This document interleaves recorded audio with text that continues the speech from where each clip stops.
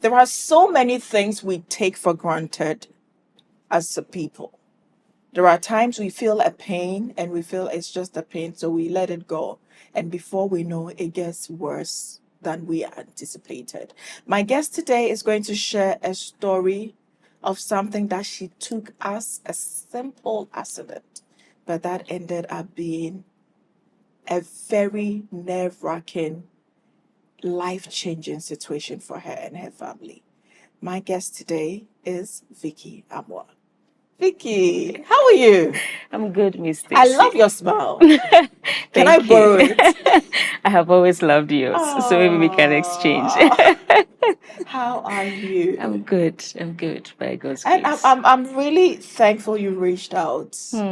Most people say, "Oh, want to come on restoration," but we don't know how. I tell them, send a message to Instagram. They're like, "How?" I'm like, even Facebook. People think I don't respond.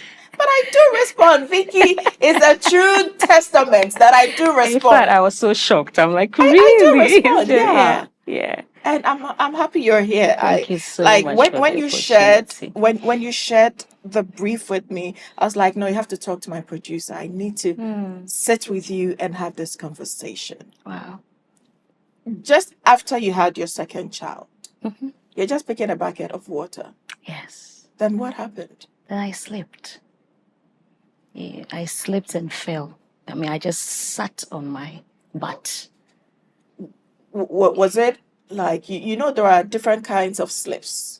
We have the one that you're going down and you're able to hold on to something. And we have the one that you just go vroom. And before you know, you're like, your bum It was like that. You know, she was almost 6 or 7 months or so at the time. And I had traveled. I traveled with my bishop. So I was excited to come back and bath her, you know, because we left early when she was still, you know, very, very tiny. So I was just excited. So the normal and color buckets, small bucket. And And before Debbie Ketwa, I just lifted it and I just slipped and sat. Was there water on the floor? No, there was nothing on the floor because it was just a step to the bathroom, right from the kitchen, hot water, and then I slipped and sat. And that was it. So, when you sat naturally, you're just going to feel all sort of painful sensations all over your body. Tinglings all over. But yeah. Were you able to get up? No, I couldn't. So I screamed for my mom because when I was traveling, I had to let my mom come, even though we had a help. You know, we had just had 2 little children, and so I needed to let mommy come. So I screamed that I can't get up. You know, so she came to hold me because the towels were all slippery and all. So she held me up, and I just couldn't stand on my feet.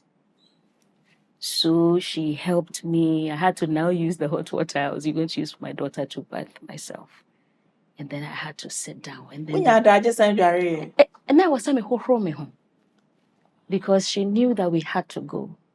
My husband was not even at home because it was in the morning and he had left. He leaves quite early. So at the time, he was leaving very, very early. No way. Yeah. So we had to. Could you walk a little? A few steps. But then after the clinic and the following day, Miss Stacy, that was it. I was like, what is happening to me? My legs were heavy. It was as if they were chipping in my back.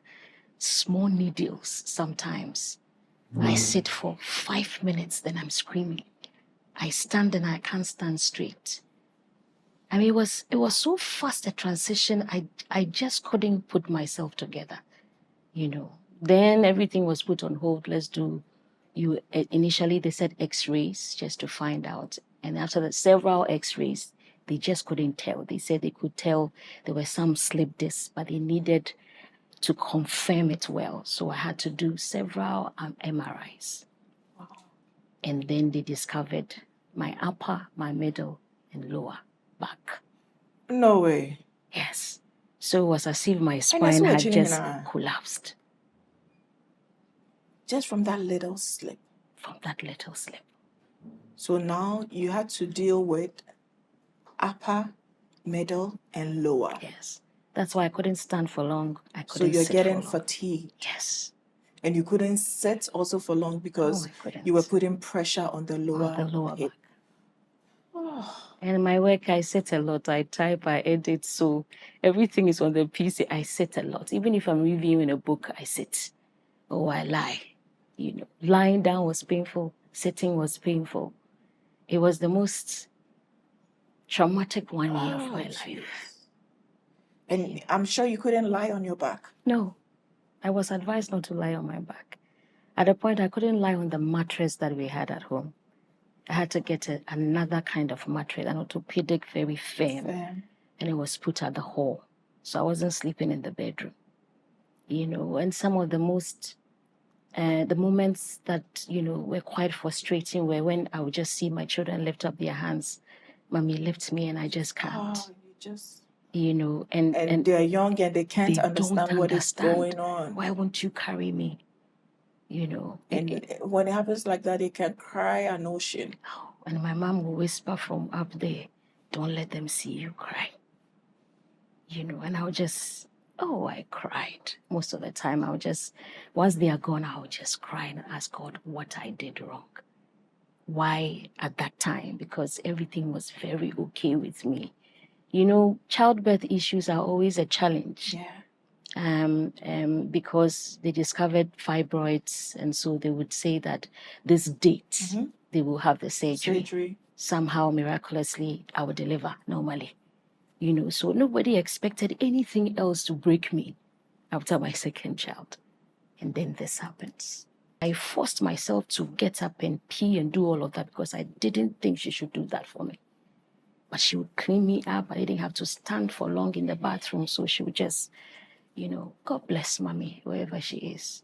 And she would encourage me. I remember my husband had to change jobs 3 times because the first job was so demanding. He would go at dawn and come back very late. But because he needed to be there for me, because I was moving slowly into depression. And it was affecting the children because I was becoming moody.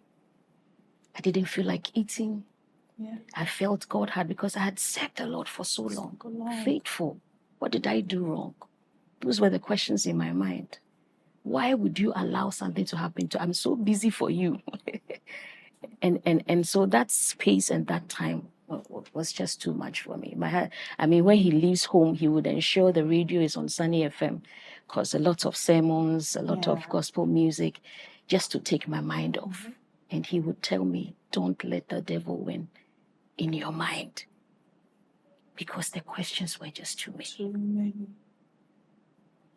When you went to do your MRI, that gave you the diagnosis that you had your whole back a bit fractured and you had a few discs. Slipped. Did you think you were going to walk again? Actually, there were even several prophecies that came that I was going to be crippled, really.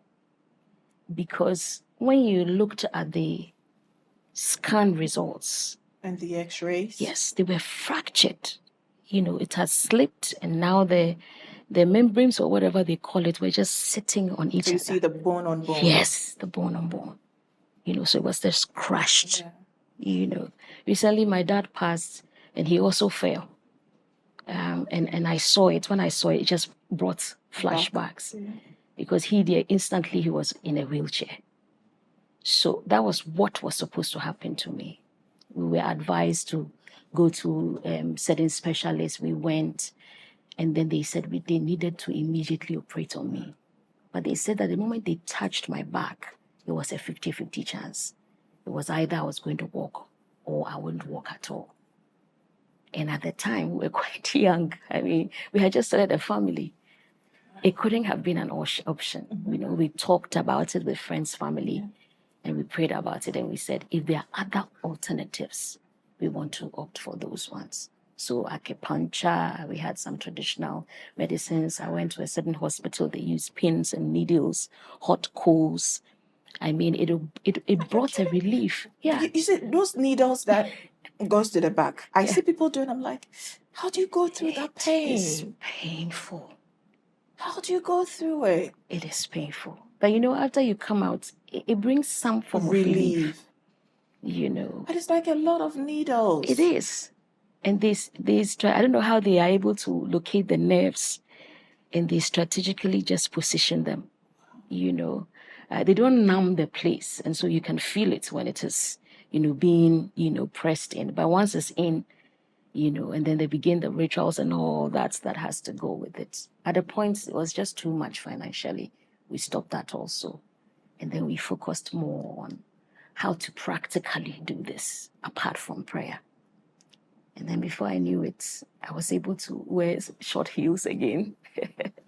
When were you able to take your first few steps after the whole incident? I'll say probably 8 months. I'll say 8 months. Yeah.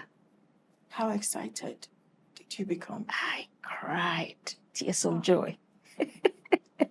I cried. I think it was the acupuncture place. Because normally when I get off the bed, about 4 people will hold me because of the pain from the heels when I step. So, I got down for the first time and I just felt good. Yes. I'm like, can you leave me? Because I was determined not to be confined to something. Because I felt I had too much to achieve for the Lord. I said, can you leave me? The doctor was like, no. I said, just leave me. And I took a few steps. I cried, praising God. And that was the beginning for me.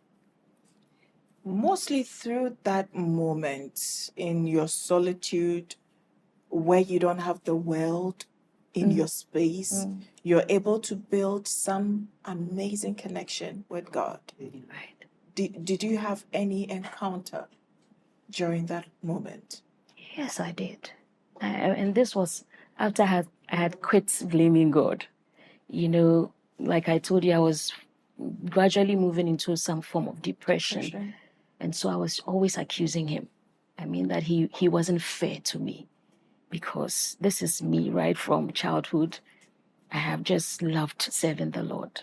At the point I wanted to even become a nun, because I felt I needed some special, dedicated time for the Lord. And I felt having children, getting married would be a distraction. And so I have always loved the Lord. And so I didn't get it why he would allow that, until a pastor friend visited and said, Vickie, this is not you. Don't let the devil win.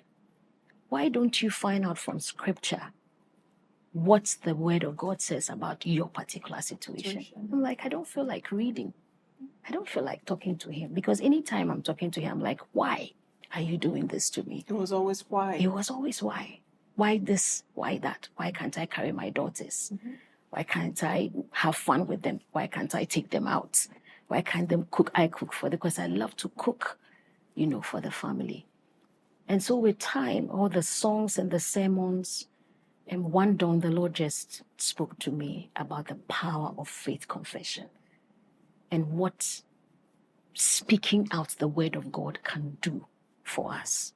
And I think that most believers miss out on that. We love the word. We seem to hear the word. But to cause it to be effective in our lives is a challenge.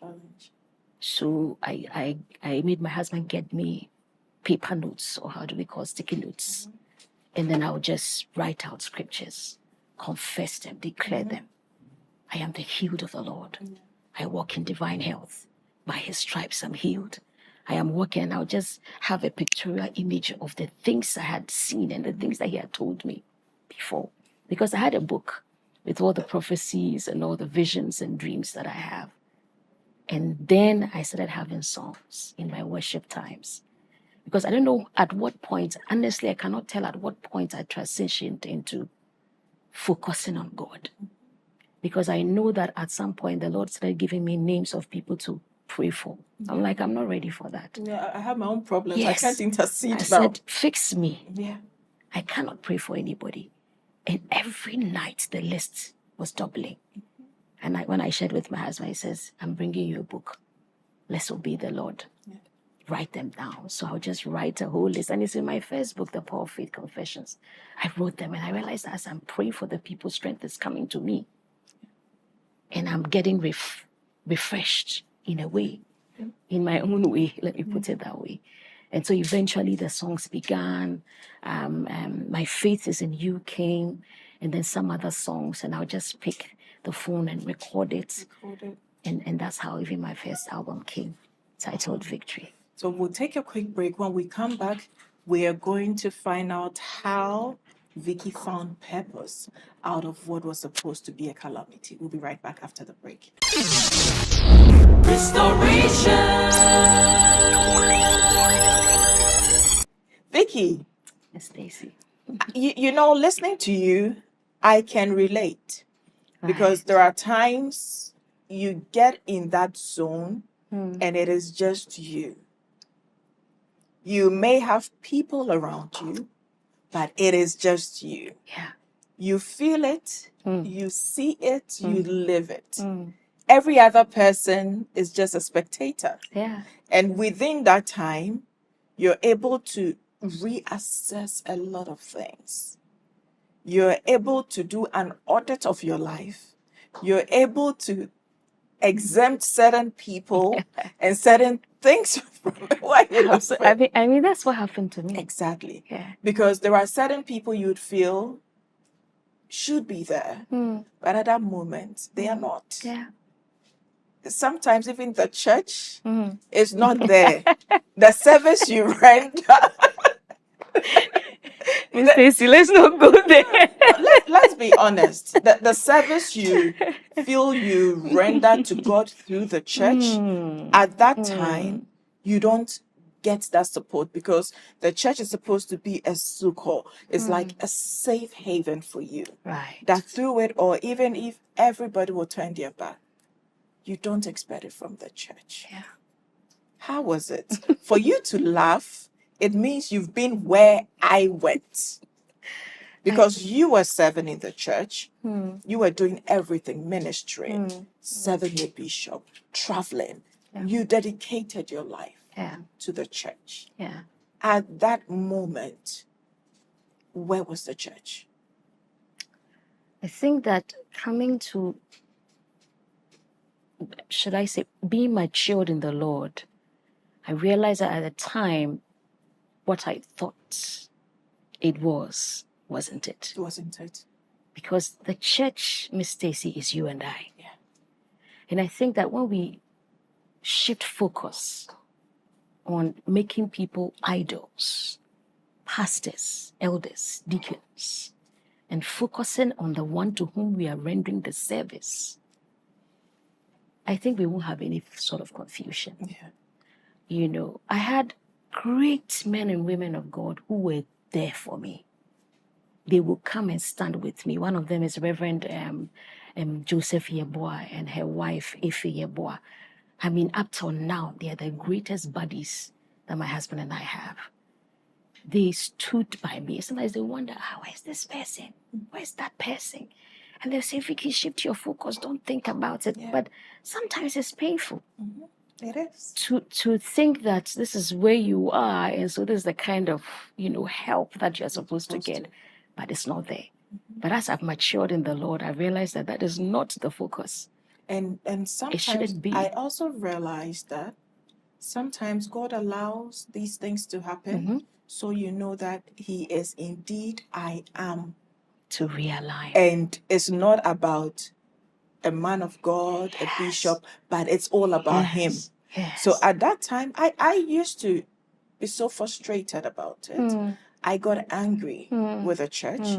I didn't even want to see that church again. Wow. If a friend was having an event and it was in that church, I wasn't going. Wow. It was that bad. It was that bad.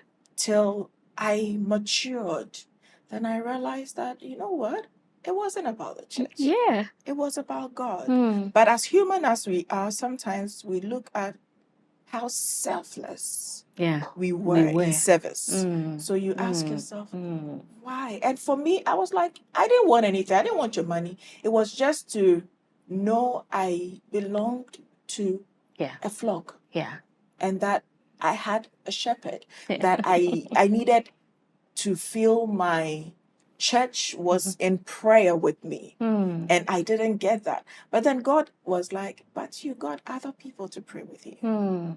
Because within that time, God gave me other people, gave me other family in churches that I wasn't even a member to.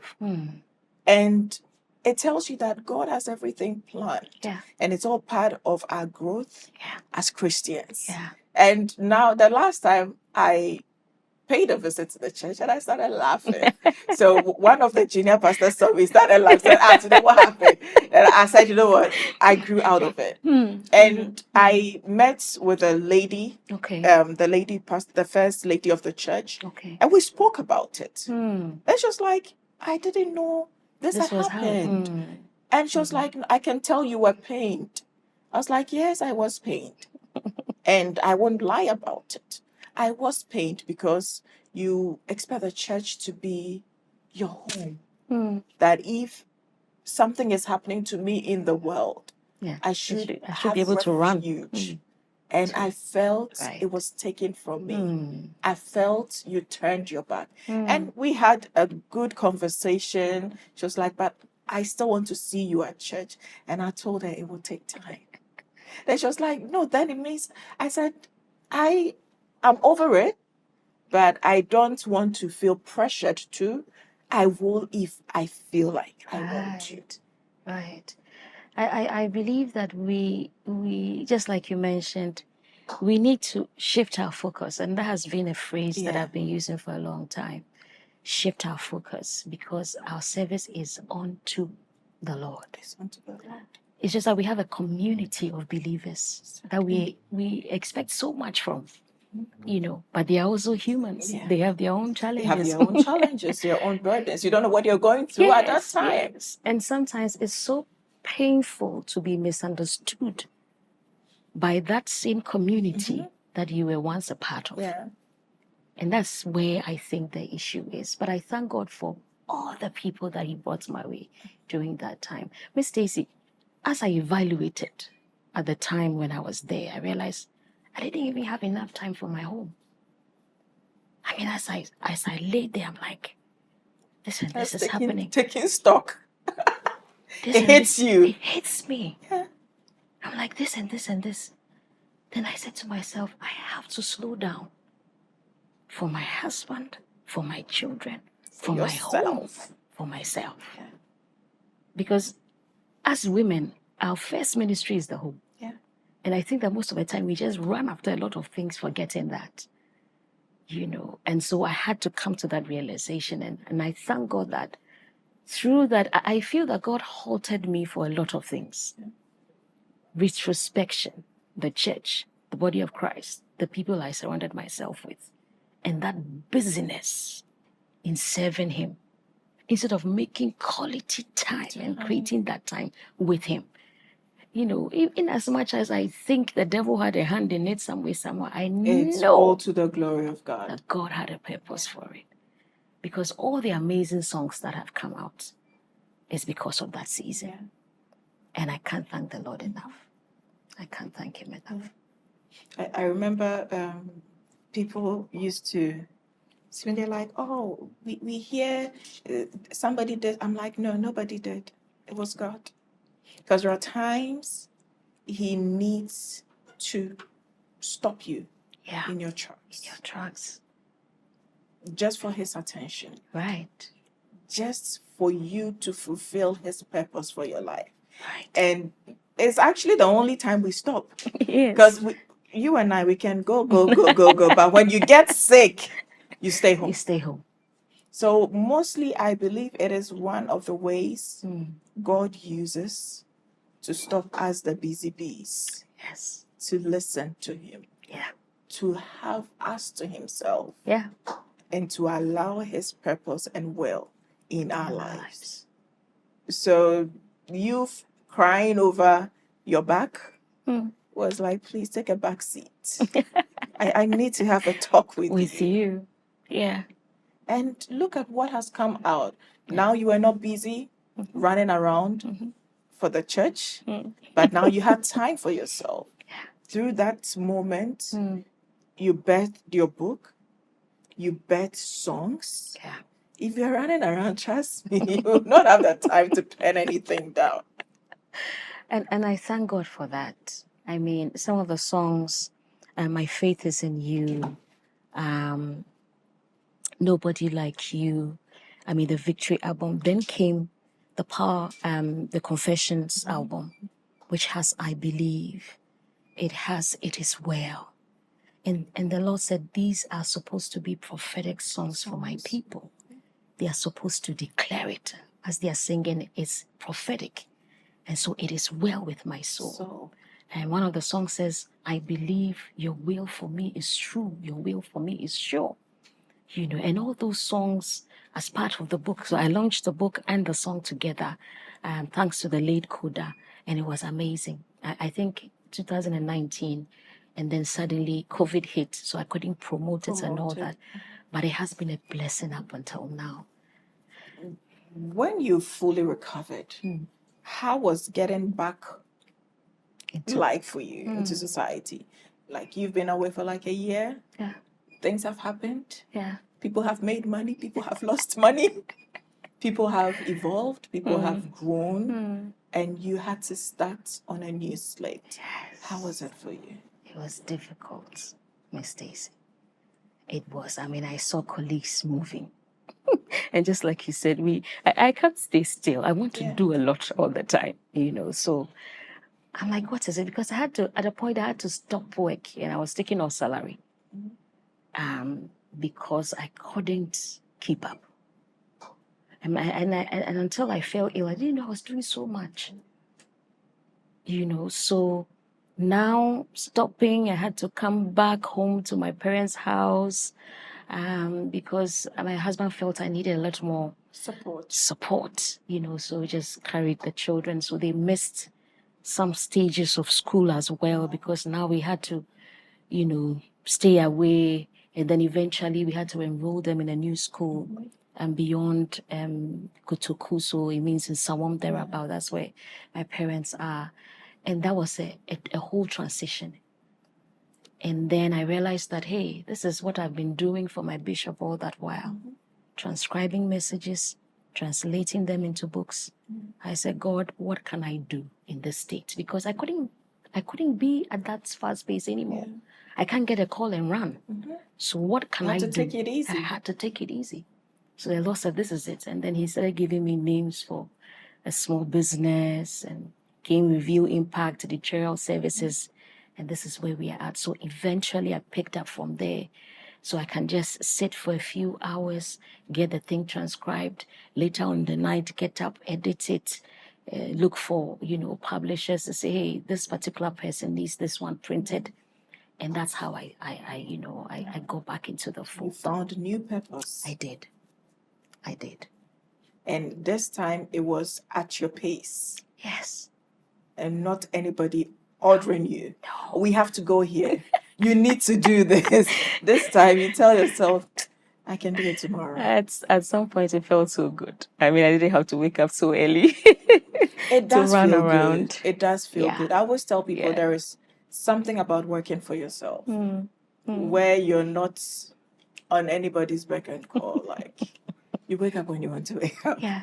You sleep when you want to sleep. But the interesting part is people like you and I, we still don't sleep. You're still working.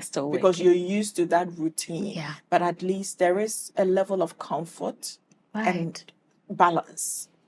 When you're tired, you're tired. Balance. Yeah. It is all good. God has a way of molding you to becoming the person he created you to be. Yeah. So sometimes it's just the phase we go through that makes it look tough. But when you've gone out of it, you laugh about it. I'm sure now you laugh about some of the situations. Yeah, some of them. I mean, I used to say to myself, I didn't know I was killing myself so much for things that quote unquote didn't matter. I didn't know I was neglecting this aspect of my life, you know. But the waiting season, I believe, for every Christian is the hardest. It is.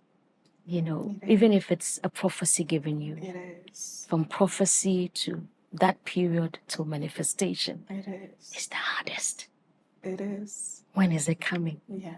When is this healing becoming complete? You know, so eventually I resorted to keeping things, in check. So my weight, what I'm eating, and it's all part of what I'm wearing, Yeah. how long I wear my shoes for. So now people know me that Vickie Mountain stage, I will share we see from my way, or will be anti-massive. But they are all lifestyle changes. You know I your had journey. Yes, You know I your had journey. to make. And so it has been a journey, and I thank God so much. I thank Him for not taking that season out of my life, because if He had, And you grow. You grow I through wouldn't that have season. matured. Yes. I think I have gotten to a point in my life where my expectation of people is zero. Yeah, that's because when you've been through certain things and you've come out of it, you don't expect anything from anyone but God. Nothing surprises you either. And I tell myself that whatever I deal with, whatever I'm going through, it's all part of the plan. Yeah. So before I used to worry about a lot of things. Right. Yeah. I would ponder, I would have sleepless nights. But now when it doesn't work out, I just tell myself, be still and know that I am God. Once I know that if I am still and acknowledge who He is, it works out. I don't stress, man. I won't.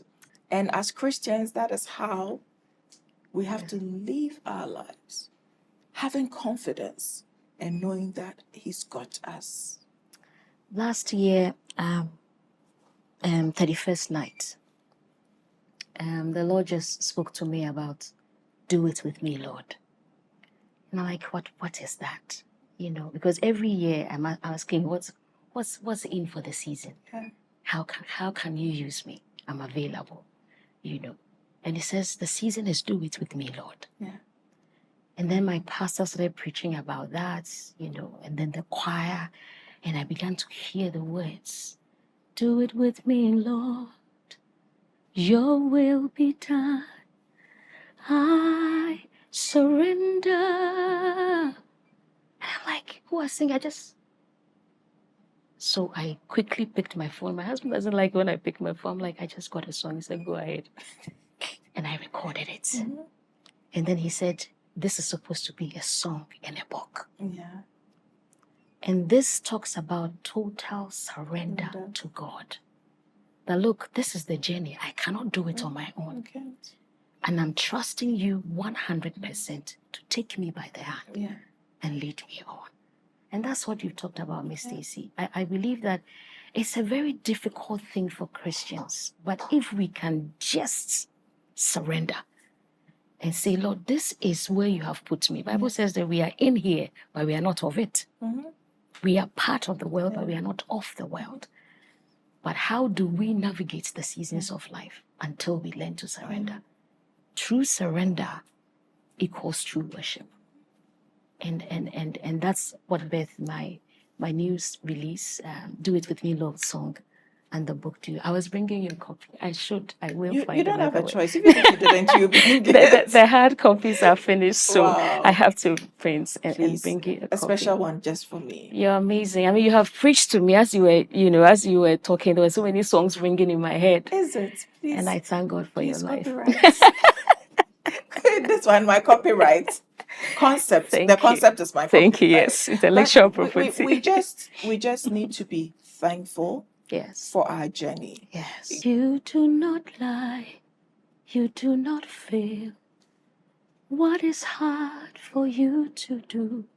It doesn't exist. Oh, it can never ever exist. Oh. You're blessed, Mrs. You're blessed, darling. So thank you very much for coming. You have been wonderful. And I'm looking forward to seeing you more. And there is something that we're going to do together. Yes, just between us, just the two of us. No one should know. I love you. I love your spirit, your calmness. And I believe I want to do that thing with you. Thank you Because so I've been much. looking for someone to do it with. And when we're on break, I just asked you, and you're like, yes. I'm like, okay, we're going to do this. So watch out for Vickie and I. We're coming out with something amazing that I know would bless a lot of people. you So so if we much. want to listen to your music, where can we listen to? It's on all TuneCore platforms. Oh, so Apple Yes. Music, Apple Music, Spotify, Boomplay, yes. Boomplay, Yes. YouTube, Amazon, everywhere. everywhere. What of Yes. the book? The book is also on seller.co. Okay. But they can always call a contact zero. Okay, so share the Can I number with share? us. Okay. Yeah. So Okay, so 0558 okay. 646 388. Okay. So 0558 0558 646 388. Or they can just visit my website, vickieamoah.com. Okay. And Also on yes, Instagram. Also, yes, Instagram, Facebook, all of that. My Vickie is VICKIE. All right, darling. Thank you very much. It has been amazing, and I believe our conversation today has blessed you and has inspired you. There is nothing God cannot do. Once He has brought you here, He's got you covered. So let us try to be more thankful and be filled with praise and gratitude and leave Him to do His work. Because one thing that I know, He never fails when we call upon Him. Restoration.